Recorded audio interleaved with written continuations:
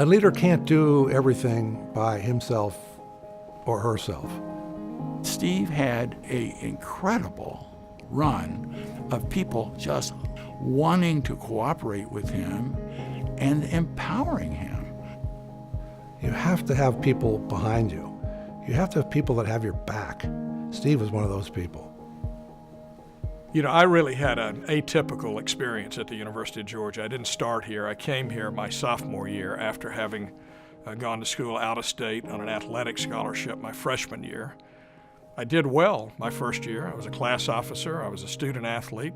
I transferred here fall of my sophomore year.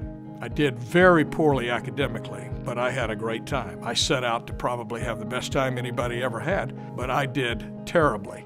From an academic standpoint, I dug myself a deep hole. It caused me to have a junior and senior year that were very different than they otherwise would have been as I was working, paying my way through school.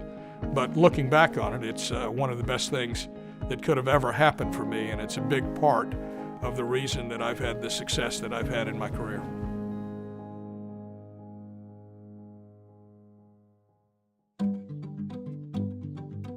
He met with me for an initial interview, and all of a sudden he stops me and he says, Mr. Webb, if you're about to offer me a job, I'm going to say yes. And I have to say, I've never had anybody interrupt the process to say, I want to say yes. It was the right environment. He was such a great fit, just in terms of what he wanted to do in his life, how he wanted to go into business, how he wanted to give everything 110%. And he always did. He's a people person, and he is a big thinker, a systems thinker. He's a leader. He got way up the chain in Procter Gamble. He just likes to be involved.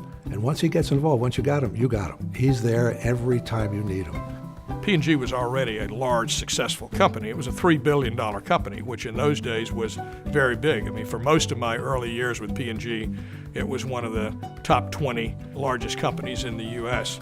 We had to find a way to do business in China. And Steve was in the beginnings of all of that. He was over the sales organization. China was the main focal point of my years in Asia, where we were basically starting from scratch. I think the first year our sales were $31 million. It grew to over $1 billion relatively quickly. And by the time I left Asia, the total business had gone from $1 billion to $5 billion. Became the vice president of all of Asia, took what we were doing in China, applied it in Japan, the Philippines, Thailand, opened up all of those areas. And today the business in China is like $10 billion at P&G. I developed a plan that I called 55 and Drive. I'm an avid golfer, so the 55 was retire not later than 55 from the corporate world. The drive was play a lot of golf. The plan actually worked out even a little better than I thought it might. I retired from P&G when I was 52 years old. The plan was to spend more time with Terry College, maybe teach a course, but I also had an interest in finding whatever my heart or head might take me to. When he gets connected, like he gets connected to Terry, he goes in deep. Steve is not a superficial person. So he starts looking at the music business program. He saw the idea was a good idea, and he dove down in and thought about this and how we can make this happen, which is why he ended up as chair of the advisory board and eventually ends up making a major gift to the program.